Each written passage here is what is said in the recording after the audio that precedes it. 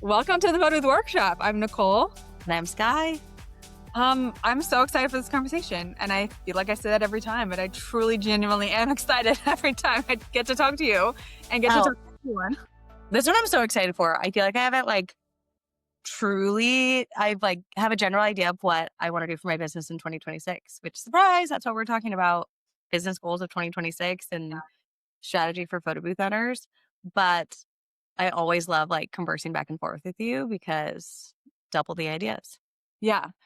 And I mean, we just got out of Photobooth workshop. We literally just wrapped our last session, and my brain is just I have so many ideas. And most importantly, I'm really excited because I feel like I have the steps in the plan to actually make progress this year rather than, you know, holidays are crazy, first of all. Second of all, there's so many events. I had more events this past December than I've ever had in my business. It was crazy. And I purposely was like, no, I'm saying no to, and I did. I said no to so many events too. So it was just wild. But I really didn't plan for that. And so this year, my goal is really stability, strategy. I want to feel a little bit more in control of my year rather than just letting life happen and then figuring it out as I go. Yes. So I'd love to hear your thoughts too. Yeah, I loved every single session that we just listened to. Whenever I plan my yearly goal, I always try and plan my personal life first because I'm that's what's most important. And it's so easy to push that to the sidelines. And sometimes it'll be last year's goal, which I didn't complete, unfortunately, was learn how to play harmonica. I'll try and make it just something I'm not crazy rigid. I'm going to work out 3 times a week. It's just something more fun. This year is guilt-free free time Love that. and prioritizing more of that. And something I've always stood behind, I do not have mom guilt. And I know a lot of people don't relate to that. I think mom guilt is very common. But I'm I want my kids to see me do what I'm passionate about. So I don't feel guilty if I'm going on a cool work trip that grows me as a human, because I hope that they will always say yes to the work trip they're excited about that grows them as a human. Yeah. And I like what I do. So it's different. I'm a stay-at-home mom Monday through Friday. And I'm with my kids a lot for the weekend. However, I do have business owner guilt and wife guilt where sometimes I'm oh, I'm going to go work on something. Or even if it is something personal, as soon as my husband gets home, I am going to go to this Orange Theory class. And I'm I just dipped out and just left the house in chaos. And our kids are kind of antsy because we didn't really get outside today. I feel more guilty about that. Mm. So guilt-free free time. And I feel like every session we listened to was really about being a CEO of your business, prioritizing things that build the longevity of your business. Literally the last session was blogging for your business and taking a piece of long form content, strategizing that first. So that way your short form content isn't as fly by the seat of your pants. I spent an hour working on this carousel and 100 people saw it. Mm-hmm. And the 100 people who saw it were my family and best friends. Exactly. Well, and back to the guilt part of it. I think we mentioned it in the session of feeling like you spent so much time invested on the carousel post, when it really should have come from that long form content first, and Mhm. that you at least know it's that long form content. That blog is still working on your website. It's still working SEO for Google. Like, and there's not as much, if there's one eye that went from it from Instagram, great, that's a win. It Yeah. feels a lot less pressure, you know? Yeah. And okay, this is something I'm just now thinking of after her session.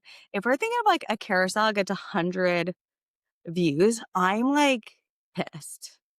Well, not really, but you think of whatever is low views to you. But if a blog post got 100 views, if 100 people landed on my website, I'd be freaking out Mm-hmm. because it's way more commitment. So why wouldn't you prioritize that in content creation? Yeah, exactly. So blogging is a huge one. I'm in Natalie's membership, which She just kind of holds you accountable for blogging and edits a post. And I think that's the thing. I'm not a good writer.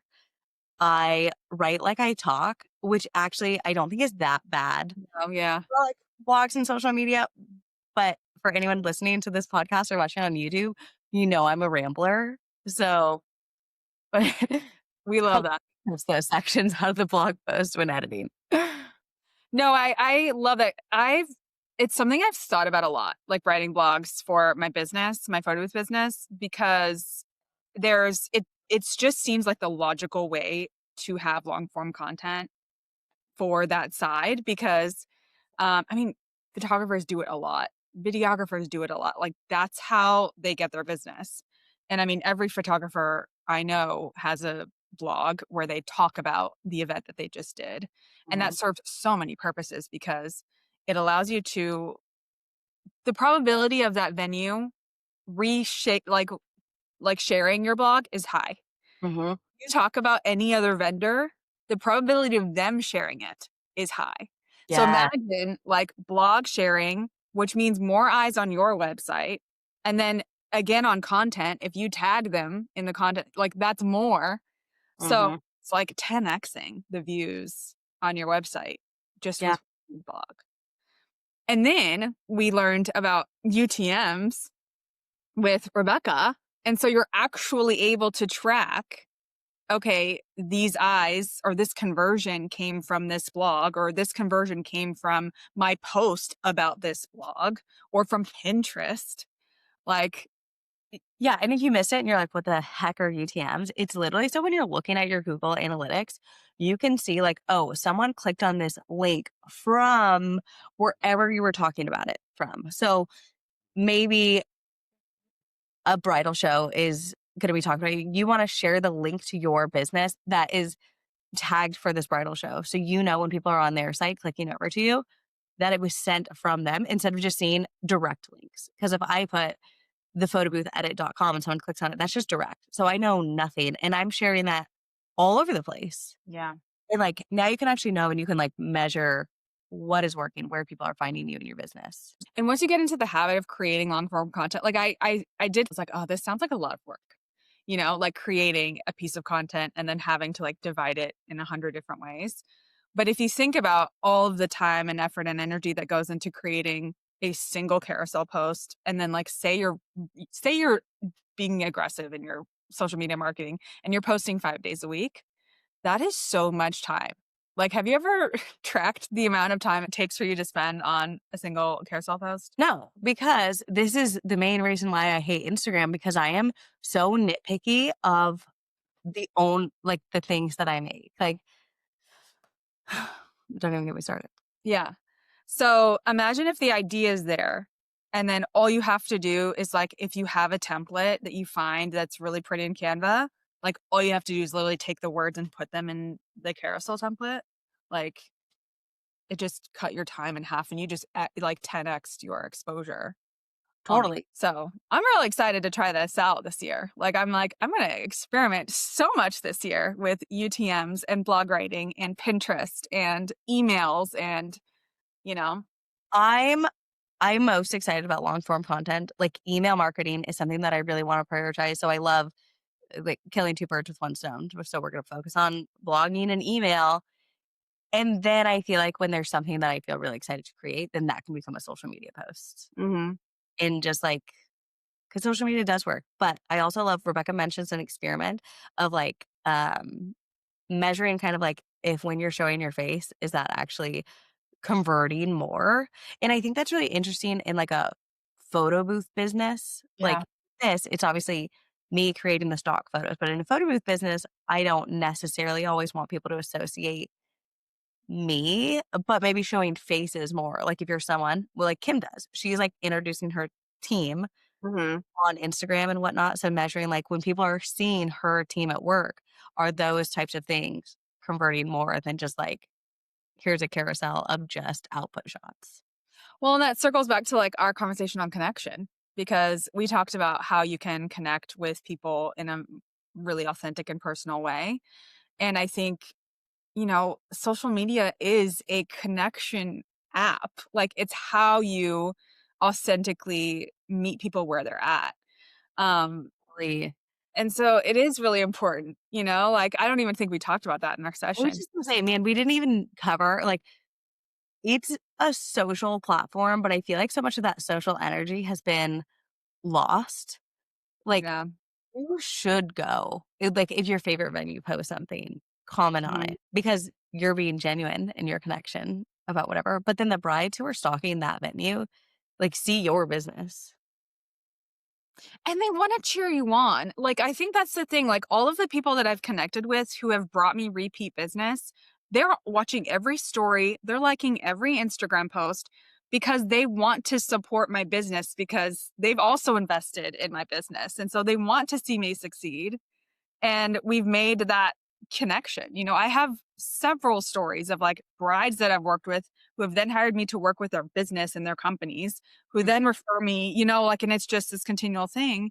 And it started with, the venue tagging me in a post or something, and then them seeing my face and making that connection. So Yeah, and they it, know the behind a business. Like, people aren't cheering for a robot. Like, they're gonna cheer for a person that they know who has a personality.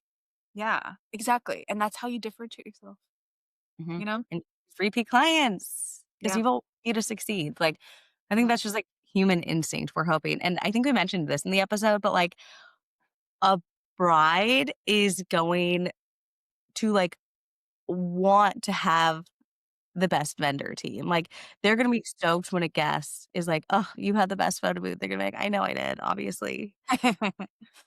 Yep. Which then circles back to your team. We had kind of 2 sessions that kind of correlated into your team. We had a conversation with Kim, who owns Flex Photo Booths based out of New York City.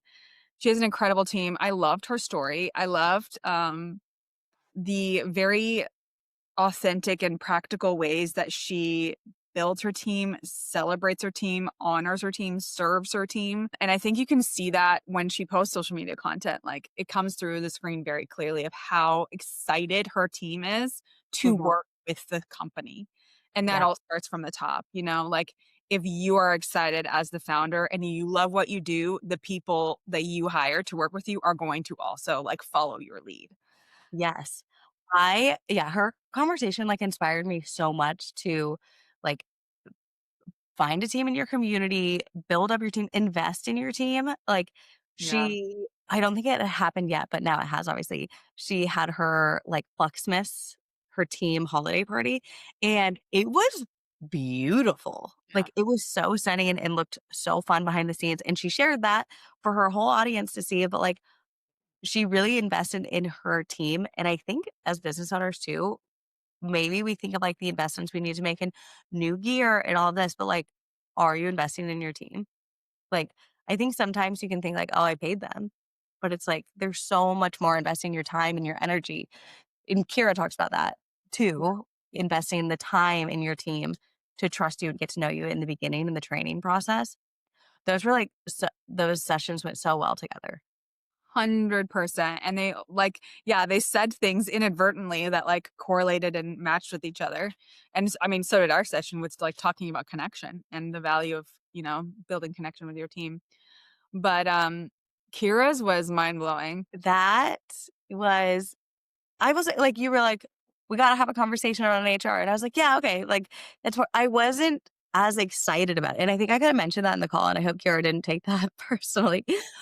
But, it was so good. HR is so much more than hiring, firing, and, like, complaints about a coworker. Mhm. I think is what we all think, and she, in the beginning, just, like, goes right in and list it and how, like, pivotal HR can be, but as a photo booth business, we're not necessarily having, like, in-house HR. Like, we're not a massive corporate company where we have someone handling it all. So as a business owner, we have to know it. Which I don't think people realize, when they decide to start a photo booth business, even as a solo entrepreneur, like the thing is you're not going to be by yourself for long, especially if you have any dreams of scaling, Mhm. reaching 6 figures beyond, like, whatever your goals are. The odds of you hiring someone to work with you and work for you are high. So Mhm. you have to know HR stuff. You have to know the legalities of it. Everyone does. Yeah. And so in my mind, I was like, no one's talking about HR. no one's talking about the legalities behind it. I don't know enough about it. Like, we need to have someone who knows their stuff talk about this to our community. Well, and it's interesting because, like, when it goes into listening to other people, so I'll be so honest, like, I have worked with contractors in my business this whole time. It is now. But that was advice I actually had gotten when I bought my photo booth from where I bought my photo booth from, because there was a course in building a six-figure photo booth. And basically the lesson was that this company was hiring like models to act as brand ambassadors to run the booth. That is wrong. It is false. Yeah. It is outdated and it's the most expensive mistake you can make in your business. So we learned. Yeah, no, it was so eye-opening, but also, like, I've left that feeling clarity. I'm like, "Oh, okay, cool. I know how to do this correctly from now on," or "I know what to fix now," or "I know what systems I have to have in place." And, like, "Okay, these are the minimum things I need to work on in my business in this first quarter," or if I'm gonna grow a new team this year, which I have to, um, this is what I'm gonna do first. Like, this is what I'm gonna research. And it felt very validating, clarifying, and like, okay, cool. I know what to do now. And I feel Yep. the same about all of the sessions that we had, like, okay, cool. I need to get a financial team. We talked to Hill, who was an incredible speaker. And I loved listening back to that and being like, oh man, she is so confident. Like, she knows her stuff.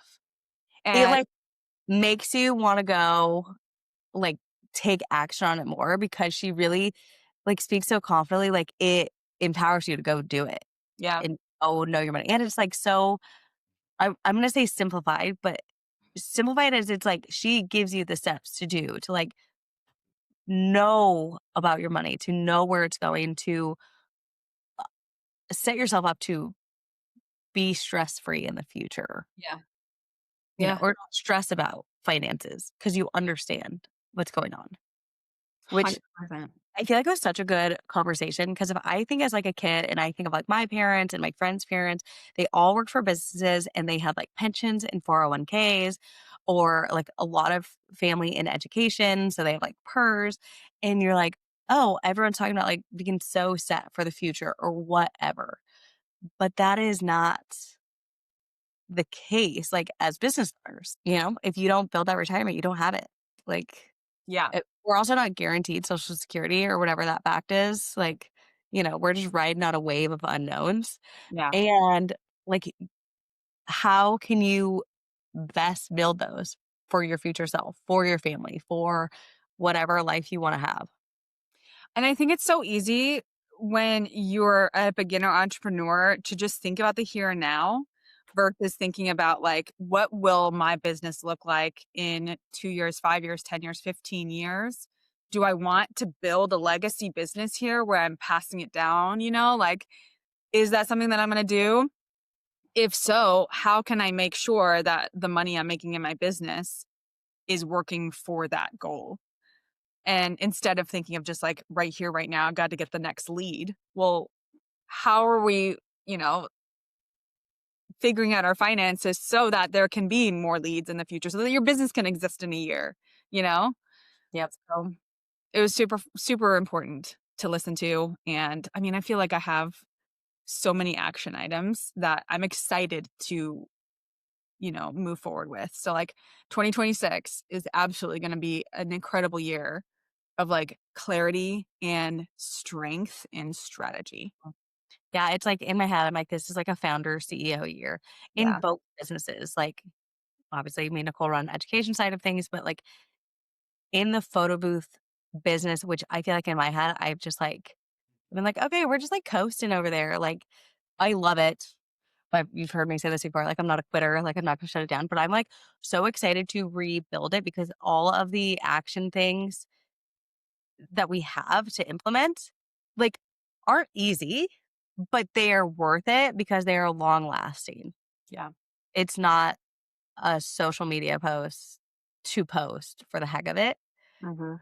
Hope I get some clients from it. It's like very specific things to do that I feel like just makes me better as a person, habits in a business. There's so many things I'm excited for. Long form content. is a big one. Yeah. In a team, I wrote an email about this. Like, I've always had this mindset of like, I'm not a good leader. And if you've read my emails, because I once got basically critiqued that I wouldn't make a good manager because I care too much about what people think. Mm. Totally understand where that came from in that time. And it wouldn't have worked in this one because, well, I'll tell you a little story. I once had an attendant bail because her dog had to go to the vet like early that morning and she didn't want to leave her dog alone. I 100% understand animals. I love animals. I have 2 dogs.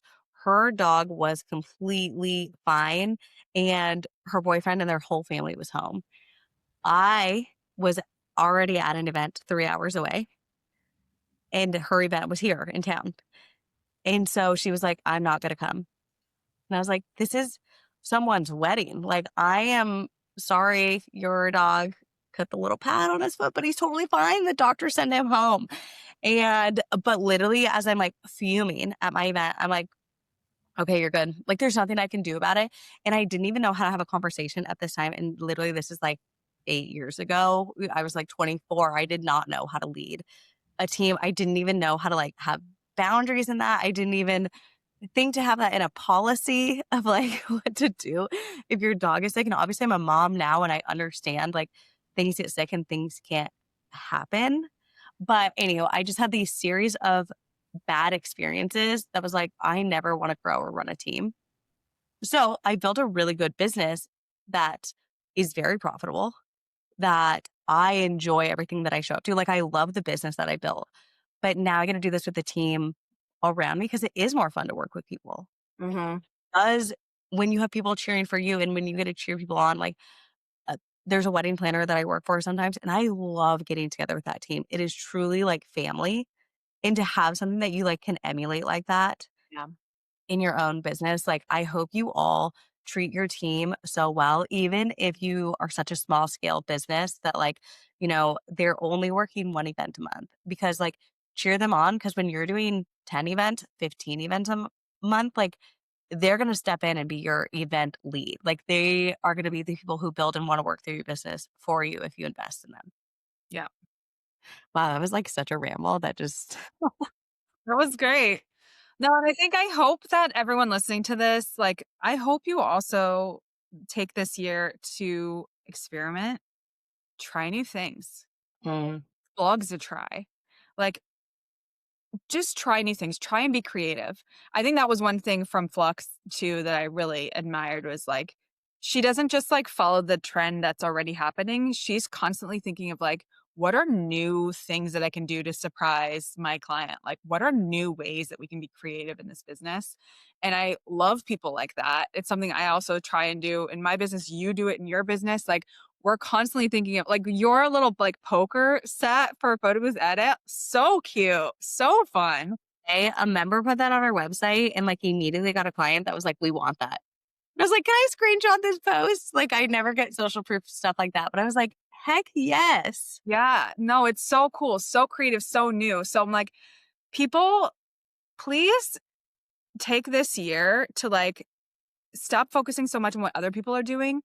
Give yourself space to like be creative and think Mhm. of new ideas. Think of new things you could do in your business. Experiment, try, fail, like try to fail, like try anything and just go for it.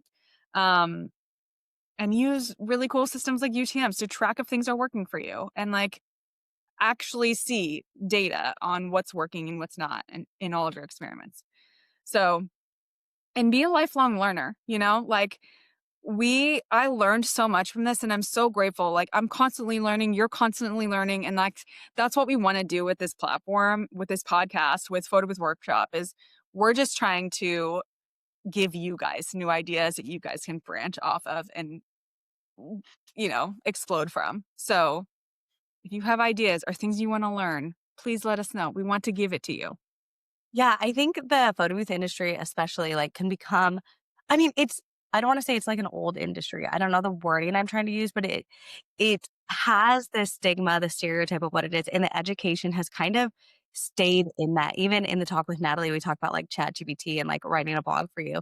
And it's pulling information that's already on the web. And it's so outdated about how cool the industry is now and just like how much things have changed. And the photo booth industry isn't this like tacky corner sideshow thing anymore. It's like a full experience. And we are, I think, in the category of creative business owners. There are so many people out there providing niche education in whatever that specialized things, blog, Google Analytic and UTM tracking, like HR for small business, like all these things where in our bubble of photo booth owners, like we're not getting that education. Yep. And I think something, especially because me and Nicole have had photo booth businesses and then gone into education, which is not for the faint of heart. It's freaking hard. You have to learn at such a quicker speed and cover so many things. Like I look back and I'm like, gosh, my photo booth business is so easy. Like I love that little baby because it's so much more simplified. Anywho, finding this education to hone in, bring it to you so you understand all these things. We are so passionate about it and like Mhm. getting to learn in a community setting. It was so fun to show up live, but even if it's not something you watch live, to even see like at the end, the Q&A is conversations back and forth, which if you just sign up for a random masterclass, like you don't get that. It's so fun to have the back and forth conversation and ideas from multiple people. Mhm. I enjoyed so many things about this. I can't get over it. I'll I say this a million times. I next month will be a decade of me being in the photo booth industry. And like I'm still learning from this and I'm still actively learning just how to be a better person. Cause I think as entrepreneurs, like we want that. This is the biggest like running a business, being an entrepreneur, there's so much growth in it. Like, never stop learning because you will listen to something completely irrelevant to the point, but it is gonna spark so many ideas. Yep. This is a homeschooling hack, actually, where, like, moms will have their kids watch, like, YouTube videos on a bunch of different things, and, like, your brain naturally wants to connect how those are similar. Yeah. And so, like, uh, there's 6 sessions in this Yeah. that are gonna spark so many things. Like, me and Nicole, we're, like, texting, we're like, "Oh my gosh," like, so many things came full circle. Mhm. But we have, like, a whole year of motivation and plans ready to go. Yep. Absolutely. And I hope, like, everyone in our workshop does too. And if you're listening to this and you're like, "Oh my gosh, I missed it." It's not too late. You can So still get into it and see it, watch it all, and take all the information and get excited just like we are. We'll have all the information for you below if you wanna check it out yourself and get in on all of these workshops and learn. learn for your small business, like, Yeah. especially, like, so many people have a goal of scaling.